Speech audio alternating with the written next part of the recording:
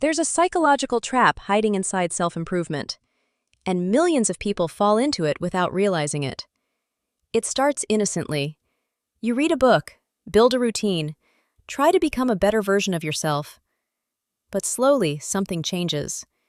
Improvement slowly becomes pressure. Growth becomes pressure. And your entire life turns into one endless project. Psychologists sometimes call this the self-optimization trap. And if you've ever felt like you're constantly improving yourself, but still never feel good enough, this video might explain why. 1. When improvement never ends.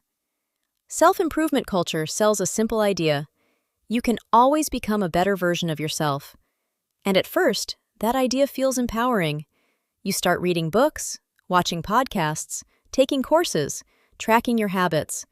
You begin upgrading everything. Your morning routine, your productivity system, your mindset.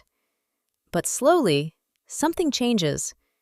You stop improving your life and start fixing yourself. Every weakness becomes a project. Every emotion becomes a flaw. Every mistake becomes proof you're not there yet. There's always another habit to build, another skill to learn, another version of yourself to reach. And somehow, that version never arrives. 2. Why it feels so good.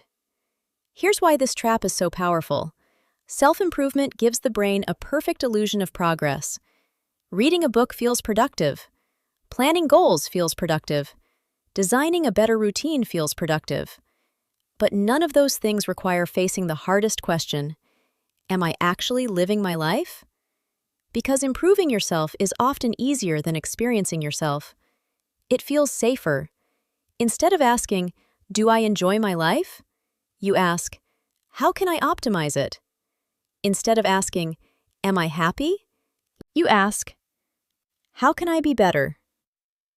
And suddenly, growth becomes a distraction. Part 3. The hidden psychology. People rarely become obsessed with self-improvement because they love growth. More often, they're trying to cope with something deeper, a feeling of not being enough, a childhood where approval depended on performance, a belief that love must be earned. If you grow up feeling like you must always improve to deserve attention, you don't learn to live. You learn to perform your worth. And self-improvement culture fits perfectly into that mindset because it whispers the same message you heard long ago. You're almost enough. Just one more upgrade. 4. The paradox of constant growth. Here's the strange paradox. The more you focus on fixing yourself, the more something begins to feel wrong.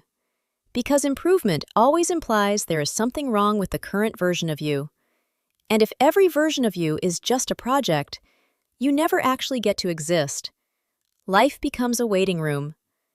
I'll relax when I improve. I'll enjoy life when I become disciplined enough. I'll be proud of myself when I finally reach that level.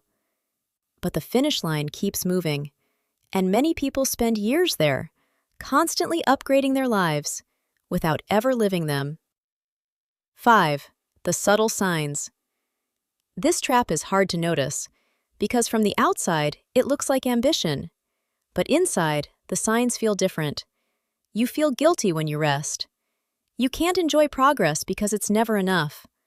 You constantly compare yourself to people who are further ahead. And even after achieving something, your mind immediately asks, what's next? Growth becomes pressure, not freedom.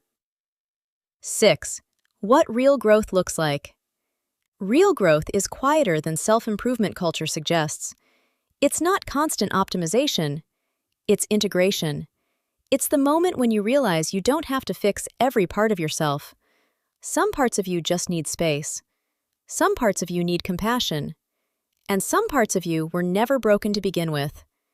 Growth doesn't always mean becoming someone new. Sometimes it means finally allowing yourself to be who you already are. So here's a strange question. What if the version of you that you're constantly trying to improve is already enough to live a meaningful life? Not perfect, not optimized, just human. Maybe growth isn't about endlessly upgrading yourself. Maybe it's about knowing when improvement stops helping and starts hiding something. And the uncomfortable question is this: are you improving your life? Or are you improving yourself so you don't have to face it? I'm curious about something. Do you think self-improvement culture actually helps people? Or does it secretly make them feel worse? Let me know in the comments, because the answer might say a lot about how we see ourselves.